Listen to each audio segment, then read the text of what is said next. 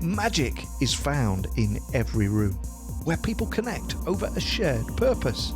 In this weekly podcast, Luke, Hannah and Chris explore the role of purpose, courage, mindset and culture in every leader's quest for transformational performance. Hello and welcome to Magic in the Room, recording in downtown Chicago. I am Luke Freeman. And I'm Hannah Broderud, and I am excited to be here in Chicago when we're recording this at the No Longer Virtual conference hosted by Sarah Elkins, who, if you've been listening to the podcast for a while, you've met a couple times. Our guest today, Kimberly Davis, is a phenomenal leadership expert, and so I'm excited to introduce her in just a moment. Yeah, but just a reminder first that this is episode 2 of season 4. So if you haven't listened to our kickoff episode for this season, that's the previous episode before this, we really outlined, like, we're doing things differently this time. And so every month we're going to have a theme, and we're going to have 4 episodes, 3 or 4 episodes on that theme. And the very first one that we introduced last week was around intentional leadership.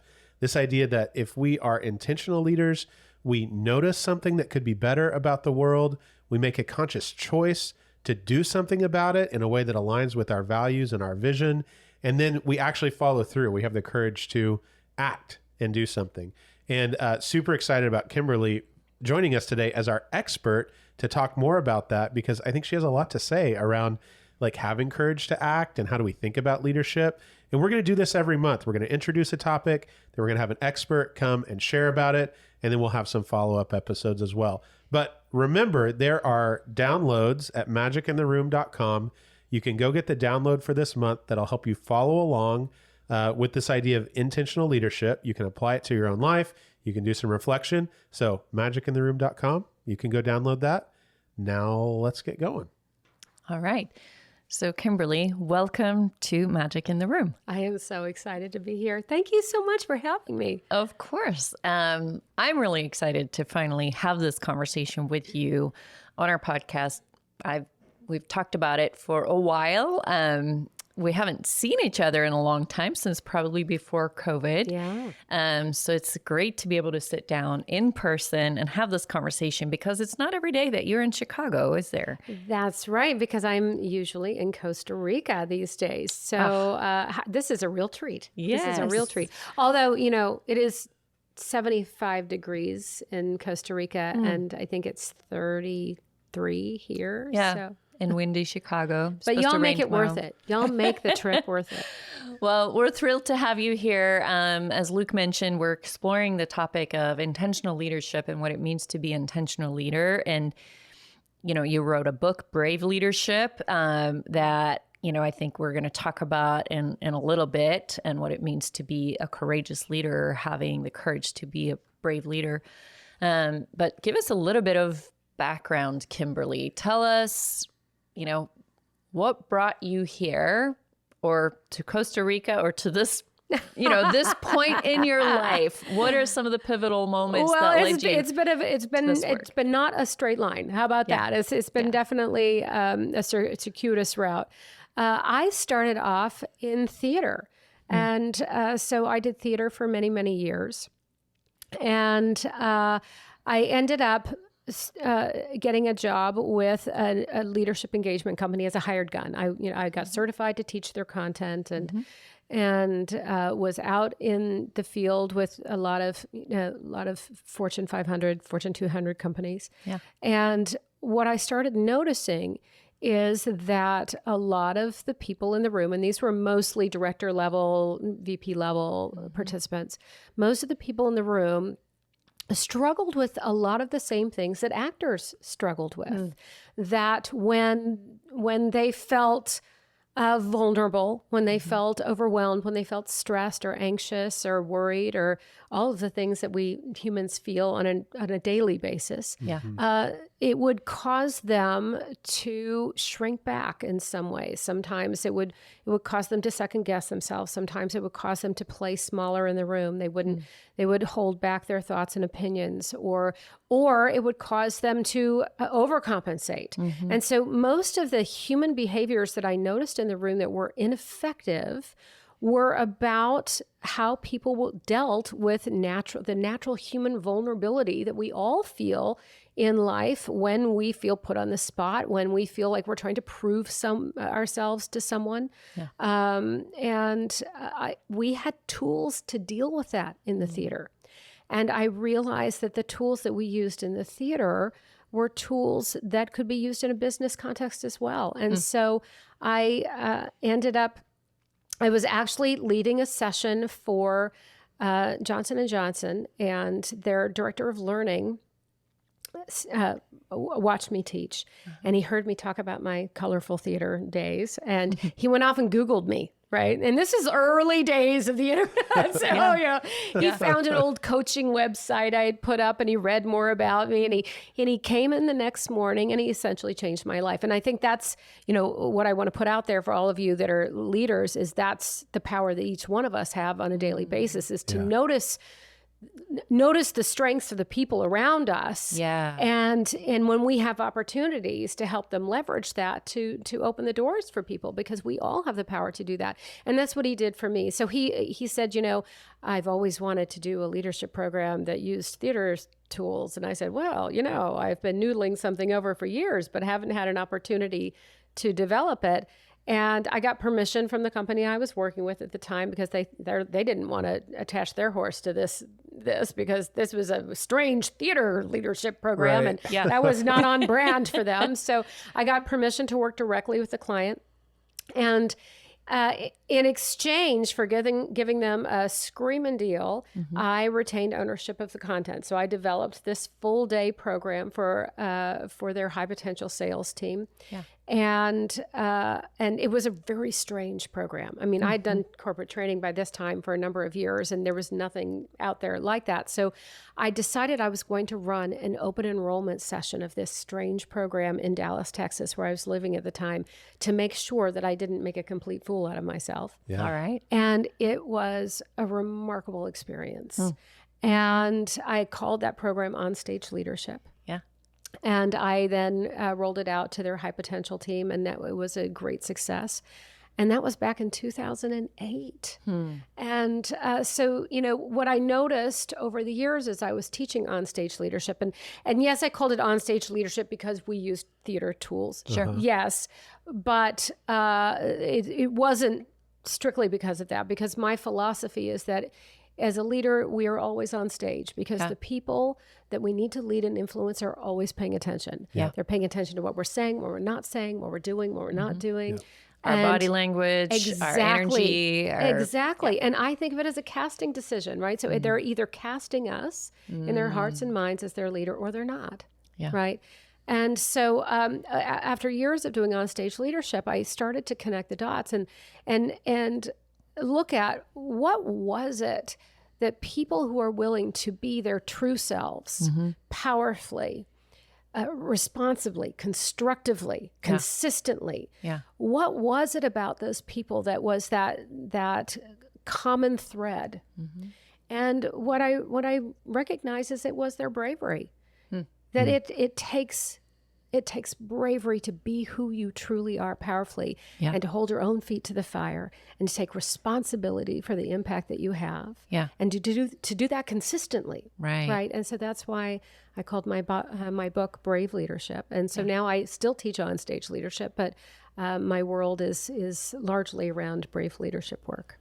Wow, that's so cool. And okay, we didn't talk about this beforehand, so we can cut this if it doesn't work.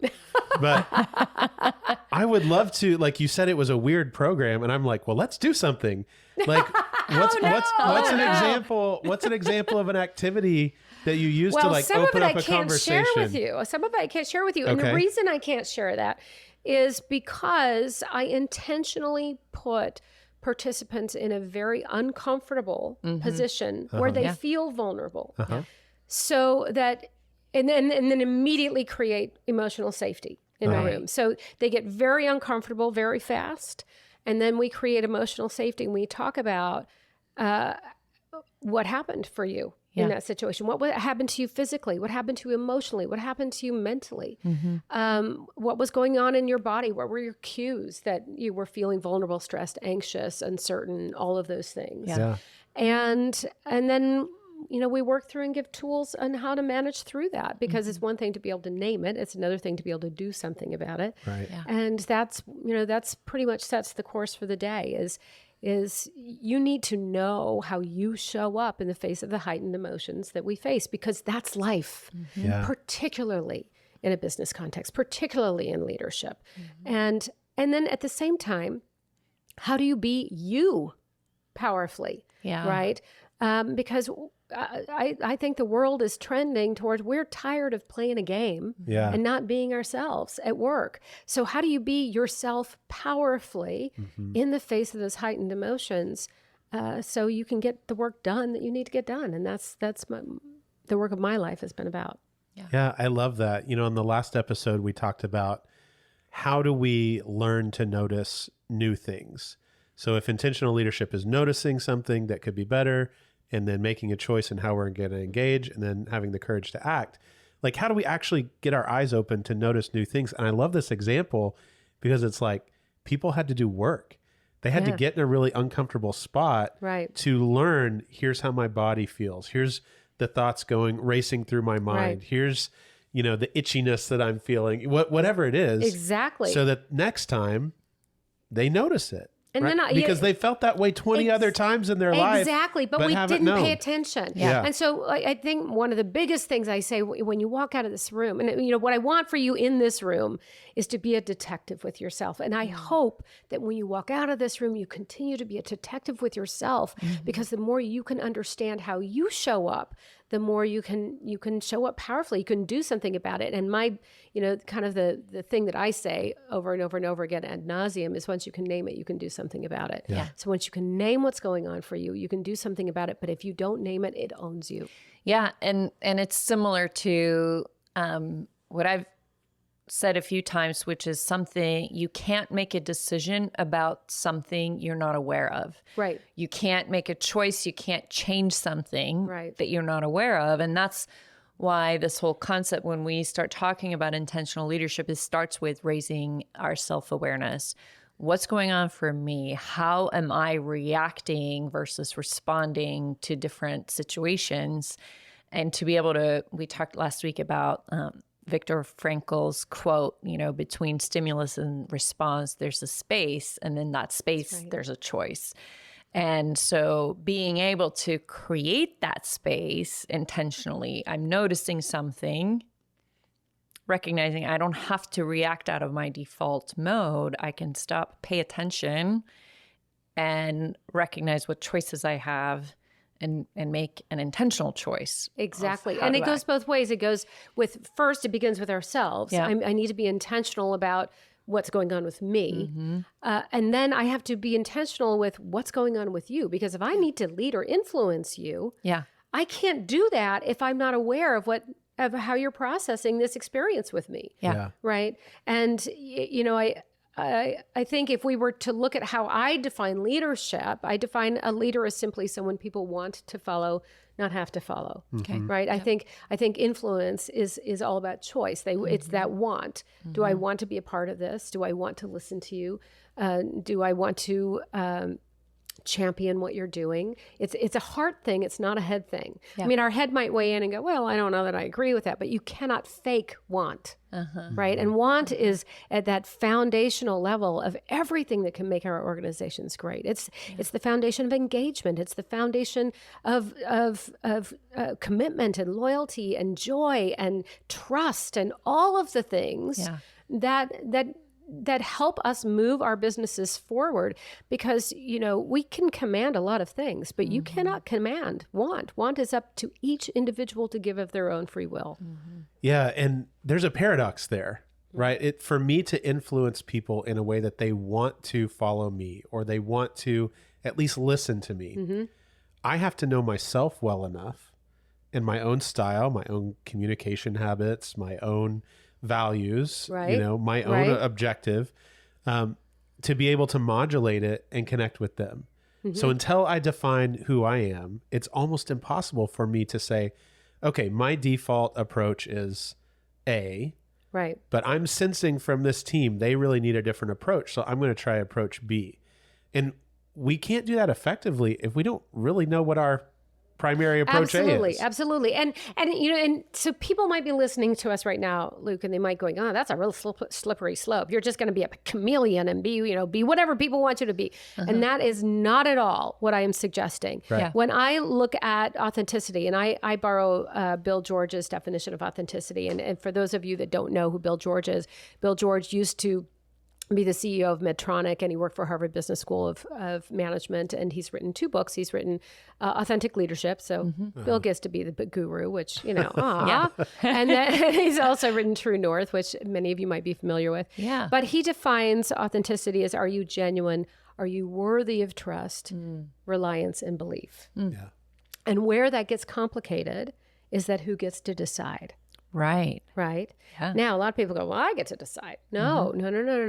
It's, and this is where I go back to the theater analogy. It's the people in your audience that get to decide. Do they experience you as someone who is genuine? Do they experience you as someone who is worthy of their trust, that they can rely on and believe in? Right. So what that doesn't mean is that you, I'm going to be whatever you want me to be. But what it requires is empathy in action. It requires you to actually care. Yeah. What does this human being need from me to experience me as genuine, as worthy of their trust? Right. And that goes back to what you were talking about, Luke. How do I communicate so these people experience me as someone who is genuine and worthy of their trust, right? How do I prepare for that? Yeah. Right? Because how you're going to prepare to have a one-on-one conversation with someone is going to be very different than how you prepare for a board meeting, right? Yeah, I would love to hear some examples from you, and I'll just kind of pitch one out there. We work with oil and gas clients from time to time. And if I'm going to West Texas to go on site at a rig, right, I wear different clothes. Yes. I use a lot more 4-letter words. Yes. Yes. My hair's probably going to look different. Yes. Yes. Right? So there's this element of like putting on a costume and then changing how I'm perceived, like the energy that I bring into the room. And that's not to be manipulative like we've been talking about. It really is because I care enough about them to meet them where they are, to know that if I'm going to help them, they have to trust me, and this is my path to gain that trust. Because if I don't get that trust, like there's no good I can do in this situation. They cannot hear you, Right. right? It doesn't Right. matter how smart you are. It doesn't matter what you have to offer. If they cannot hear you, you cannot influence, and that's what's real, right? And so it's funny because I also have a number of oil and gas clients because I do a lot of work in Texas. So, but I also do a lot of work for very conservative organizations. So I work for Southern Methodist University. I've worked for the Bush Institute, very more conservative organizations. When I keynote, I wear my little leather sneakers and something kind of sassy. But if I were to walk into SMU in my little leather sneakers, I would immediately lose credibility. Now, what I want people to remember is that it's not that I'm trying to be somebody other than Kimberly. I'm still Kimberly. I'm Kimberly wearing a suit jacket. Right? Kimberly can wear a suit jacket. She's capable of doing that. And that doesn't mean I'm not being myself. Most of the time, when I'm not working with clients and I'm working out of my home, I'm on my deck in Costa Rica in flip-flops and shorts. If I wore flip-flops and shorts to a business meeting, nobody would listen to me. Right? That doesn't mean I'm not me. Right. And that doesn't mean I don't still have the same things to offer.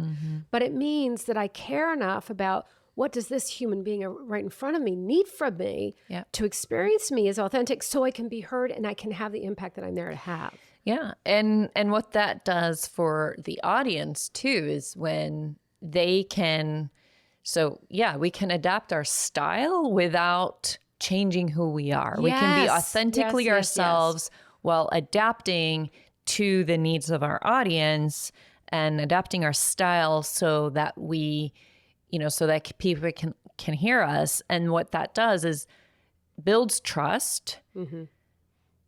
And the ultimate goal is for the audience to, whoever we're communicating with, to be able to feel seen, to feel heard, to feel valued because of the trust and the way we're able to communicate and connect with them in an authentic way. Yes, and to go back to intentionality, right? It goes back to intentionality. If your intention in doing that is to make an impact on these human beings, right? And that is why that's why I'm using the language I'm using. That's why I'm dressing the way, because I want to have a positive impact on you, right? Yep. If that's your intention, bravo. But if your intention is I'm doing this to manipulate you so I can get what I want, that's a completely different intention. And we need to be really clear and clean with our intentions going in, because if we're doing it to manipulate rather than to make a positive impact, they know that. Yeah. It may not be in their consciousness of what's not right, but it will affect their experience of you, and thus your ability to have the impact you want to have. Yeah. So let's go back to this idea of intentionality. We talked a little bit about that last week of, what does it mean to be intentional as a leader? And it has something to do with doing things on purpose and being deliberate. And Kimberly, I was lucky enough to hear your keynote a few years ago. I'd heard about you through our mutual friend, Sarah Elkins, and you happened to be in Montana at a women's leadership conference. And I'm so glad I drove to Helena that day and got to meet you in person and hear you speak. And I think I read your book either right before or right after that.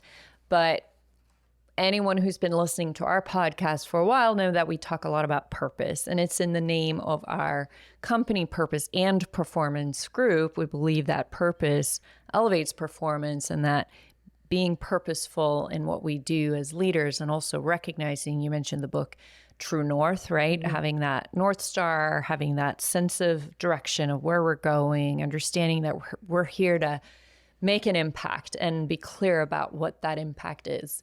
And I remember you talked about purpose in terms of, you used a different term. You talked about a super objective. Yeah. So this draws back on the theater days, right? Yeah. So back in the turn of the century, there was this Russian master called Konstantin Stanislavski, and he used to run the Moscow Art Theater. And he came from a family of business people. So he, a very unusual guy, because most people in the arts do not have a good sense of business. Yeah. But he looked at running the theater as a business, and he was also a director, and he was also an actor. So what he wanted to understand is how are the actors that were having these remarkable performances, and the audience would come back in droves and cheer for them and pay the theater lots of money. What were they doing differently than the actors that weren't having that effect, right? Yeah. So he did a lot of research. He studied himself. He studied all of these actors. And what he came to realize is that the actors that had this really incredible sense of presence and had gave an incredible performance were doing something different than everyone else was. They weren't focused on what people thought about them. They weren't focused on, am I going to make a mistake? Do I look silly? They weren't focused on themselves at all. Right. Instead, they have an external focus of attention. Yeah. They were focused on the impact they wanted to have in that situation, in that moment in time. And he codified this term as your super objective. What is your super objective? What is the impact that I want to have? And what happened is, when an actor can focus all of their attention on the impact they wanted to have on their super objective in that moment of time, all of those other things would melt away. Do I look stupid? Am I going to make a mistake? What does the audience think about me? Am I going to get a good review? Am I not going to get a good review? Am I going to get hired back again? All of the things that human beings think about. Yeah. And oh, by the way, in your companies, that's what you're thinking about. What does my boss think about me? Am I going to get a raise? Am I going to, all of the things that we normally think about as human beings, same thing, right? And the actors that could focus on their super objective were able to alleviate all of those. Remember, we talked about the physical sensations, when you feel vulnerable, when you feel anxiety, when you feel overwhelmed, when you feel stress, all of those physical sensations that would naturally take place when we're focused on ourselves. Because what's happening is the amygdala in your brain, when it picks up vulnerability, because its job is to keep you alive. So it doesn't want you, want vulnerability. It doesn't experience as a good thing. So when you experience vulnerability, the amygdala in your brain sends out cortisol, which is what causes all of those body sensations. That's what causes your hands to sweat, your stomach to clench, your muscles to tense, all the white nose, the fight, flight, freeze, right? Yep. That's what causes that. But what the super objective does, it is essentially circumvents the amygdala. Because if the amygdala doesn't pick up vulnerability, now you are able to show up bravely in your life. Now you're able to do things in a powerful way. Because I don't feel threatened in the same way when I'm not focused internally. Because if you're not focused on yourself, you're not going to focus on the threat, right? I'm focused externally on my audience, what they need, or the no, not even that. You're not focused on your audience. You're focused on the person in the situation with you. Yeah. So right now, I'm focused on four things. Right. I'm focused on what do you, Hannah, need from me? What do you, Luke, need from me? What do you, Ben, need from me? And what do you, listener, need from me right now? Right. So I can have an impact on you. Right. Yeah. So that's what I'm thinking of. If I instead think about, well, what do you all think about me? Am I doing this right? Sure. Did I answer that question right? What's the if I'm thinking about myself, then what's going to happen is my amygdala is going to go, well, you're not perfect. You know that about yourself. You're not perfect. So you're likely to make a mistake. So let's throw some cortisol into this conversation. Yeah. And now all of a sudden I'm feeling nervous. I'm worried about what you're going to ask me. I'm worried about what you listener are going to think about me. And I'm not going to be able to show up as my best self. Right? Here's the deal. I'm not going to be perfect, but because I'm not thinking about myself, I'm getting out of my own way. Yeah. So at least I can bring the skills that I have to the table. But when you're thinking about yourself, you can't do that. Yeah. Yeah. This is interesting because I've experienced this many times, but I have different words for it. So when I get nervous, when I'm getting ready to do a large presentation or facilitate a group that's difficult and I know it's going to be challenging, and I start feeling, those feelings like, oh my gosh, I'm going to bomb. This isn't going to be good.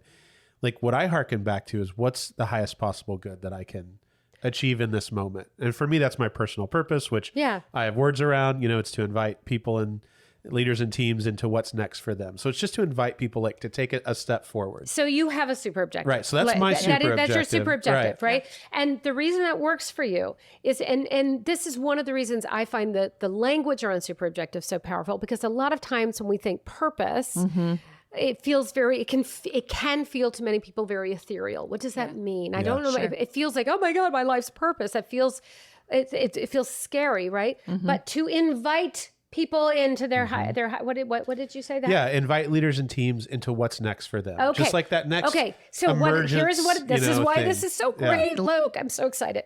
Okay, to invite is an active verb. Right? So in order for you to invite them into their highest good, into their highest purpose, into their highest whatever's next for them, whatever that is, you have to be taking action. Yeah. It's not something you can just think about. Right. It's not like, well, I hope that they do this. I hope it works out. One of the analogies I use often when I teach is, have you all heard the term leadership philosophy? Because that was really big about 10 years ago. That used to be the thing. What is your personal leadership philosophy? Personal leadership. I think leadership philosophy is great work, but I think it's a starting point. Right. Because, so for example, an example of leadership philosophy might be, I believe in respect and dignity for all people, right?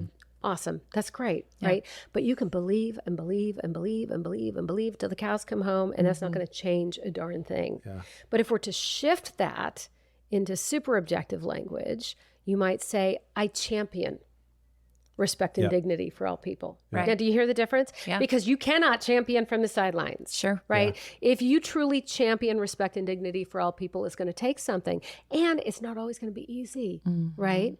It's going to take you standing up for people who you experience being treated disrespectfully. It's going to take this is where it gets really hard. It's going to take you finding something to respect about people you might not like. Yeah. Yep. Because you're not saying I champion respect and dignity for people just like me. Right. Right? You're saying I champion respect and dignity for all people.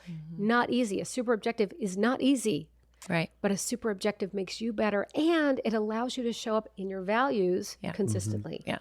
Well, I think it suggests actions for you to take. Yeah. Yes. Right. So if you're going to action. if you're going to champion respect and dignity for people, there's probably 5 or 10 skills that you need to continue getting better at. Exactly. If you're going to be effective at champion that it forces for people. mastery. Yeah. Because you can't do it if you're not. And that's what gives that external focus. Now I'm not focused internally on how people see me and how I look or how I'm nervous and then I get more nervous, right? It's focused on what am I here to do? What is the action I'm here to take?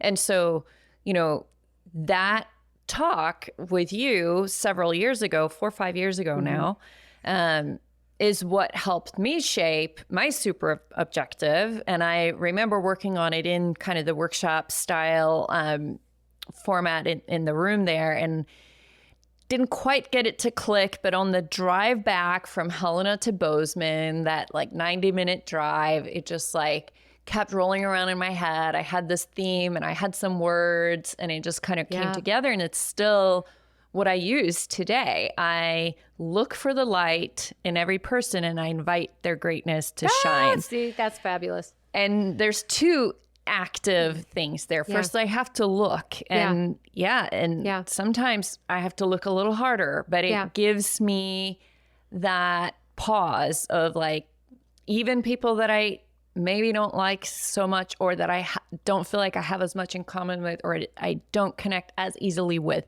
right? If I stop and look, I can find something that's great about them. What is beautiful about them? What is intelligent about them? In which way? Not are they beautiful or intelligent, or, do they provide value? In which way are they beautiful? In which way are they contributing? In which way are they intelligent? And so that's my super objective, is to always look for that. And what, I don't always do it perfectly, but when I'm aware, I'm paying attention, that's what I try to do. And that's what intentionality is all about, right? Is that awareness. Yes. And the more that you can do things to keep that awareness forefront in mind, like listening to podcasts like this, being around people who are also hungering to be their best selves. Yeah. I think it keeps it forefront of mind. Yeah. Yeah. So we've gone. What's your super objective? My super objective is to connect people to the best of who they are. I love it. Yeah. And so and I think this is true for yours as well, Hannah, is that, a lot of people will have a super objective that's just focused on their work, and that's fine. There's nothing wrong with that. Yeah. For me, it helps me with my whole life, the way I show up in my whole life. Yeah. I think you could have a super objective for different areas in your life. You could have your super objective for work, your super objective with your family, your super objective with your faith or your community or whatever that is for you. I'm fortunate in that mine transcends most of the places in my life. My husband sometimes wishes I would stop trying to connect him to the best of who he is. But I think what's true for all of us is that our strengths are also our Achilles heel. Yeah. And then you go back to that definition of authenticity. Well, what does this person need from me to experience me as genuine, worthy of trust, reliance, and belief? Yeah. Because I could have the best intentions to want to connect him to the best of who he is. Right. But if he doesn't experience me as genuine, as worthy of his trust, reliance, and belief, then it doesn't matter. And I think that's what I love so much about the super objective, is that the super objective, like the definition of authenticity, live in the eye of the beholder. And it forces us to always put empathy into action, because you can't go, well, I did my part. I tried to connect him to the best of who he was. He just would have none of that. Yeah. But if I'm truly committed, if this is my commitment to myself for my life, if I'm committed to connecting people to the best of who they are, that has to be on their terms. And it doesn't matter what I tried, what I did, what I didn't do. What matters is, did I have the impact that I wanted to have with that individual? And it forces me to pay attention. What does this individual need from me? Yeah. And this is how it's been, helpful for me even retroactively in conversations, situations that I've engaged with someone and I walk away having some sort of feeling about it of like, I don't feel so great about this interaction, what happened. And when I look back, often it has to do with I was not focused on my super objective. I was, instead of looking for greatness in them, maybe I was trying to show that I was great in some way. Yes, right? but that's it. That's it. And I mean, it's so humbling to look at those situations and go, okay, well, but what's so great also is it gives you a touchstone to come back to that, to reflect what didn't work, why didn't that work, and what action do I need to take to get back on track with myself. Yeah. Right? Yeah. So I want to ask you this question. Hopefully you're comfortable sharing this. And I know on the podcast, I've talked about this before, this shift of, specifically around parenting, right? So this shift of, here's what the books or my church or my family or general culture says I as a parent need to do in relation to my kids. Yeah. Here's what I should teach them, how I should structure their time, yada, yada, yada. For me, big shift to say, oh, wait a second. My super objective is my way of being the best possible parent I can be. And I don't need to read that other stuff because that's not aligned with my super objective. So I'm curious if you've had any of that experience and like how you've put that into play. Does that make sense? It totally makes sense. So I have different thoughts about that. Yeah. Yes, absolutely. Knowing what's right for you and what your values are is absolutely the most critical thing, right? And then are you truly having the impact you want to have with your children? Yeah. Right now it's like my son's 18. It's hard to know. It's hard to know. I have to come back to the mat with myself all the time. Am I having the impact I want to have? And if I'm really honest, a lot of times I'm not. Right. Right. I mean, I think he is the number one person in my life that I am more reactive to than I want to be, because when I think about connecting him to the best of who he is, that's not who I think he should be. Right. That's who he is. Yeah. And that requires me to let go as a parent of my expectations and assumptions and all these other things and think about, well, he is ultimately living his life. Yeah. It's not mine to live. And what, connecting him to his best self is maybe I don't have the rule book for that. Right. But I have to always go back to my intention. What's my super objective? Yeah. The other thing is so I kind of went through this with leadership content, right? Oh my gosh, I have read every leadership book on the planet, and what's the right way, what's the wrong way, and eventually, to be honest, I had to stop reading it all because I wasn't able to listen to my own voice. What is my voice in this? What are my beliefs in this? Because otherwise, I was losing touch with my own inner knowing, and I think it's really important to do that. Yeah. At the same time, sometimes we go to that place before we know enough to know, already. or we don't know what we don't know, right? Right. So I think, it's a constant balance for me to go, I have a sense of what I believe and what my way of thinking is. Yeah. And, if we all just stop at what we think is right and what our way of thinking is, then we're not growing as human beings and as a culture. So having a commitment to learning, but learning, what I believe is that we learn everything we can learn, put it through our own personal sieve, and then take out what is meaningful and right for us as individuals. Yeah. If we don't know ourselves well enough, we don't know what that sieve is. We don't know what that is. Right. And so sometimes we're discarding things that could be of value to us. Sure. Yeah. So, yeah. I don't know. That's great. That's great. And thank you for sharing and answering. And like what I want people to hear, and the reason I asked the question is because I think oftentimes people do assume this is the way my boss does it, or this is the way, my professional organization that I'm a member of says is the best practice. But if we haven't gone through that work to identify what our super objective is, it's very difficult to do it in an authentic way. I absolutely agree. If we're just trying to check the box and say, this is how a task is performed, whether it's parenting or whether it's whatever your niche is in your professional career, like you got to own it at some level. And yes, best practice and research and whatever other people have contributed to the task is of value. And I can never do it the best possible way for myself until I understand what does that look like for me. I absolutely agree. And I think the thing is if you're doing it because your boss said or because your organization said, it's just a survival strategy. That's all that is. Yeah. What I'm really curious about is we've talked about knowing our super objective, what our values are, having choice that is clarified in our leadership choices that we make. Like, okay, this isn't a place where I can do it this way that maybe is the expectation, or I can remember my super objective and do it my way in a way that aligns with who I am. And here's the thing though, Luke, is you can do it both, right? So I think what we need to remember is your super objective presence isn't the absence of obstacles, right? Presence is showing up powerfully and in line with your values in the face of the obstacles that you're up against, right? So let's say your organization does it this way. Well, how do you achieve your super objective in that situation? That's the challenge to be solved. That's the problem, right?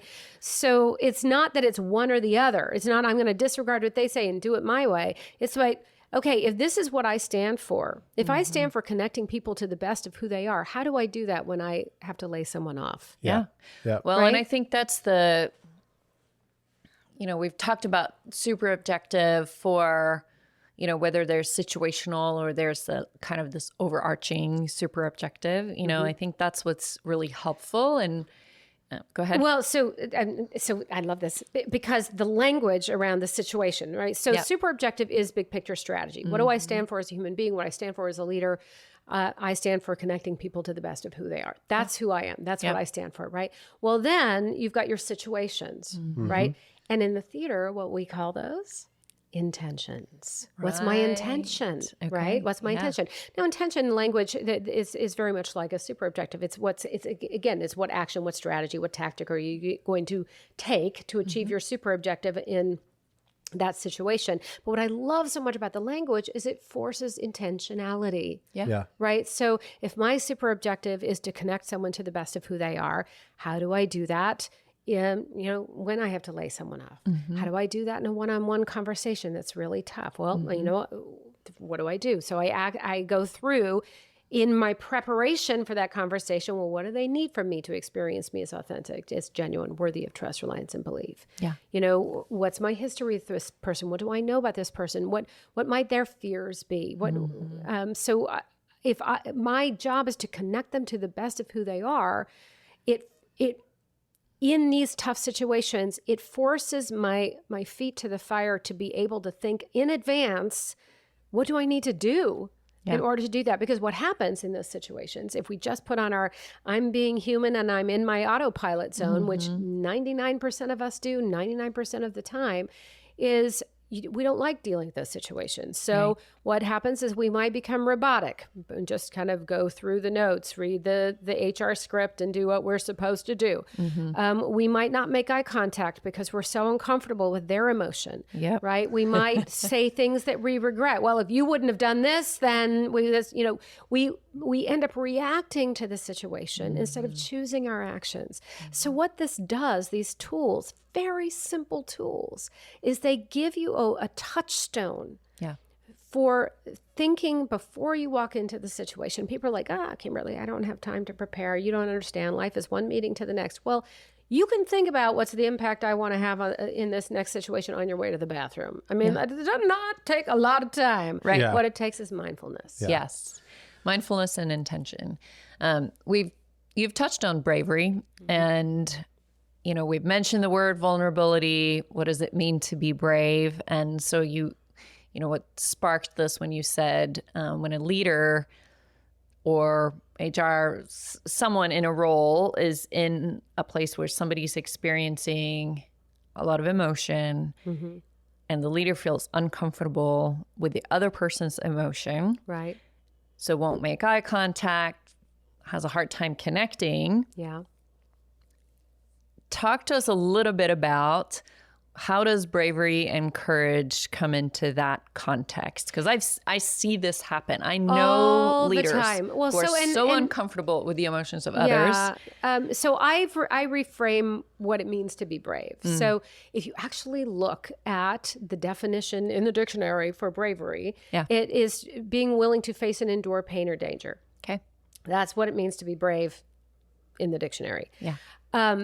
But let's go back to, if you're focused on the pain and danger, what's your amygdala going to do? It's going to go into your alert. amygdala is going to go into overdrive. Yeah. You're going to have filled with all this cortisol, all these body. Then you're going to be more reactive than you would otherwise. Right. How do I avoid or minimize Right. the danger or pain? Exactly. Right. So what I've done for myself, and I invite you to do the same, is to redefine what it means to be brave. And so for me, what I use as a definition of brave is to be my best, most authentic and powerful self. That's what brave is for me. Yeah. So if I want to bring bravery into that conversation, how do I be my best, most authentic and powerful self? The very first thing I will do is touch base with my super objective. What's the impact I'm here to have? What do they need from me to experience me as genuine, worthy of trust, reliance, and belief? Yeah. That allows me to step into my brave because, A, it's going to circumvent my amygdala. Now I'm not focused on, all the things, the pain and danger. Yeah. Right? Yeah. I'm not focused on what they're going to think. I'm not focused on making a mistake. I'm not focused on all of that stuff that will get me into problems. And it allows me to show up as my best, most authentic and powerful self, which in my experience, is what brave is all about. Yeah. Yeah. Tell me about bravery in relation to pain, because you talked a little bit about, we have this natural instinct to avoid or minimize pain and suffering, but I guess my observation is that there's no pain-free life. Oh, that's right? true. So, that's absolutely true. Right. So to me, it's like, okay, the more I can intentionally choose, here's the pain I'm going to endure, right? I could either avoid conflict and there's going to be a painful outcome, or I could engage in conflict and that's going to be painful. It's not going to be fun, right? But I'm going to consciously choose which of those I'm going to do. Tell me about bravery. Okay, so can I be like a little devil's advocate here? Please do, yes. So if you're focused on the pain, you're going to be focused on the pain. The pain's going to be ever present, right? If instead you're focused on what's the impact I want to have, there's going to be pain as a byproduct either way. So you want to look at what's going to, you minimize that byproduct, but pain is the byproduct. So I think anytime you're focusing on the pain, it's going to bring you problems. I would always say focus on the impact you want to have. The pain's going to be there, whether one way or the other. So let's. But the intensity of the pain, the intensity, how you experience is totally different. So think about it like this. So think about firemen. Okay, so firemen, their job is to rush into a burning building. Right? This is what they do every year. We get to do podcasts. They rush into burning buildings. Yeah. If every day they went to work, they were thinking about, I could die. I could get burned. Somebody else might die. The floor might collapse. They could not survive their job. Yeah. They would be in overdrive all the time. And conversely, if they're thinking, will I get a raise for rushing into this burning building? Will the fire chief think I'm cool? If any of those things, they would not be able to do their job. Right. So the firewoman, because there's firewomen, which fire is very people. cool. The fire people, they have to be so clear about their why, about why am I rushing into this building? Yeah. I'm here to save lives. That's what I'm up to.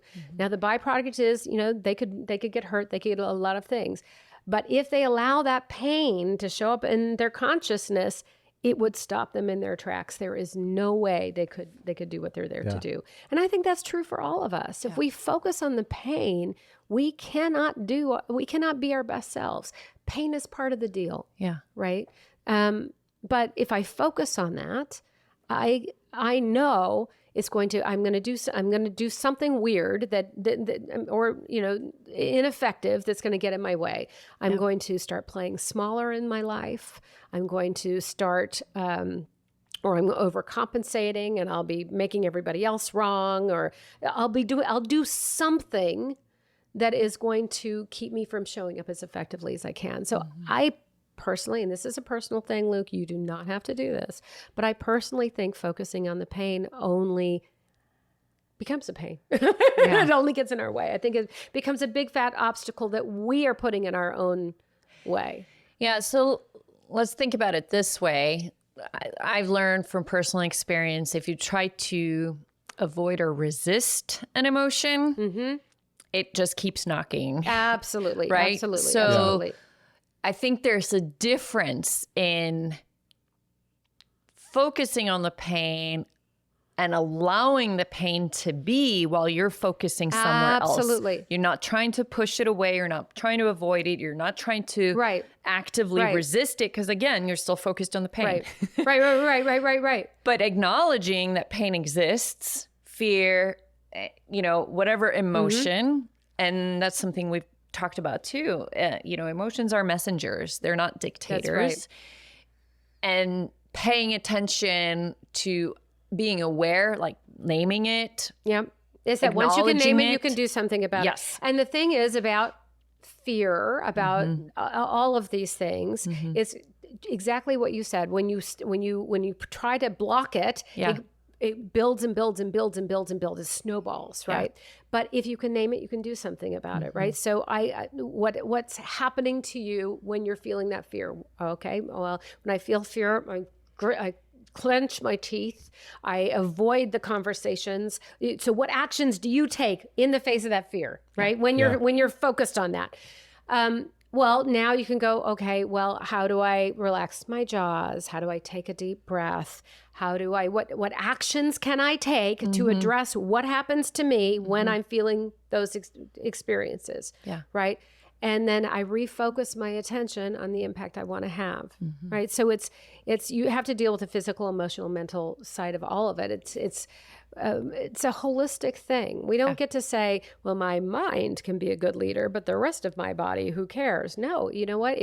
If you carry jaw tension around, it's going to change the way people experience you. If you are preoccupied with something that's going on with your kid, and so when you're in a meeting, you're not making eye contact with people because you're just preoccupied, it has nothing to do with them, they're going to think it's about them, because that's what human beings do. So we've got to deal with what's real for ourselves, or it's going to hijack our ability to have the impact we want to have. Well, I think when we can acknowledge it, it gives us some level of agency. Absolutely. So if I, rather than just, I'm not feeling a certain way, but I'm just going to charge into a hard meeting. If instead I say, this is going to be painful, but guess what? I'm choosing this because what I could do is get sick or not show up or whatever. And there would be consequences to that I don't want to face. So I'm actually exercising agency in moving into something that's going to be unpleasant. And just acknowledging that and saying, I'm making a conscious choice. That's my choice. No one's forcing me to do it. Yes. Does put me in a different headspace. It does. Right? Because then it's like, okay, well, how do I, to go back to super objective, how do I fulfill that as best as possible, even if this maybe isn't going to be pretty? Well, and one way I like to think about situations like that. So let's say you've got this situation that it's going to be ugly. You're like really worried it's going to be ugly, right? I like to think about the situation as if it's already taken place. And I imagine that it went awesome. Like as good as it possibly could have gone, right? So like just whatever awesome would be, that's what I imagine. And then I ask myself, so if this situation went as well as it could have possibly gone, how would I want the other person or people in that situation, when it went really awesome, how do I want them to feel For real. Yeah. So Yeah. how do I want them to feel about me? How do I want them to feel about themselves? Yeah. How do I want them to feel about their opportunities? How do I want them to feel? How do I want them to feel? Yeah. Right. And then I ask, well, if the situation one is awesome, it could possibly be after that situation, what would I want them to do? So how would I want them to feel? What would I want them to do? Then I'm not focused on how horrible is it going to be. Right. And I'm focused on, okay, I want this person to feel uplifted. Right. Wow. Okay. Imagine you're going into a situation that that's maybe could have a lot of aggression and tension. Yeah. And you go, well, no, how do I want this person to feel? I want to walk in and I want this person to feel uplifted. So Right. how's that going to change your body language? How's that going to change the words that come out of your mouth? If you want to uplift that person that is this aggressor in that situation, it will transform the way you show up. And I think that is such a powerful question for any leadership interaction or any interaction that we enter into for any leader, whether it's a painful or unpleasant situation, but it's really about how do we want people to leave our presence? I mean, that is a great objective for an intentional leader, being intentional about how do I want this person to feel when they leave my presence. Right. And that can absolutely change the impact that we're having. Well, and to also remember that we're humans and we're going to mess up. And so if you use these tools as touchstones, then let's say it didn't go the way you wanted it to go. Yeah. Right. And you have this awareness. And because you have this awareness and you have this commitment to this is the impact I want to have, it gives you the courage you need to clean it up on the other side, to go back and say, that didn't go the way I wanted it to go. And I'm sorry. And let's look at this again. Yeah. And without those basic tools, I think it's really hard to do the hard things in the face of our own humanity. Right. Yeah. Right. Yeah. Well, Kimberly, this has been a really phenomenal conversation. I've talked about you on this podcast before. Really happy to have you here now with us in person today. I think a big key takeaway from me is, just connecting back to that super objective. Yeah. What am I here to achieve? What is the impact that I want to have? And how that kind of helps us be more intentional as leaders when we focus on impact, external impact rather than internally, how do I feel? So thank you for that. Oh, thank you. Yeah. Luke, any final thoughts, key takeaways? I mean, my biggest key takeaway is that I get to hang out with Kimberly for the next day at this conference. so So good. this I'm was so a great way to excited. meet Yeah. and kick that off. So Yeah, really yeah, great. that's great. No, but for me, I love this relationship with pain thing because, it's different than how I think about it. So I'm going to be chewing on that a little bit. Oh, Thank good. you for Let that. me know. Let me Yeah. know what comes Yeah. out of that for you. Yeah. All right. Kimberly, if people want to connect with you, how can they find you? What is a great way to find out more about your work, buy your book? How can people connect with you? Well, probably the easiest way is to just go to braveleadershipuniversity.com and you'll find more information about me than you ever wanted to know. That's great. Awesome. Luke, how Awesome. can folks find us? Yeah, purposeandperformancegroup.com. We're easy to find on LinkedIn, Facebook, and the brand new Instagram. Right. Welcome to 2010 Purpose and Performance Group. So yeah, people can find us there. Just a quick reminder to everyone, the download is at magicintheroom.com. You can follow along. Growth comes from reflection. So take the time for yourself to reflect, learn, apply these conversations. Really encourage that. Magicintheroom.com. You'll find it there. I think I'm ready to read us out. Read us out, Luke. All right, here we go. Magic in the Room is hosted by Chris Province, who isn't here today, Hannah Broderud, and Luke Freeman, produced by Ben West. Our theme music is by Evan Grimm. You can find his music on Apple Music. This episode was recorded on site during the No Longer Virtual Conference. Find out more about the conference at elkinsconsulting.com. That's ELKINS consulting.com. Magic in the Room is a production of Purpose and Performance Group. Find us at purposeandperformancegroup.com. You can find previous episodes at magicintheroom.com. And we hope that you have an amazing day.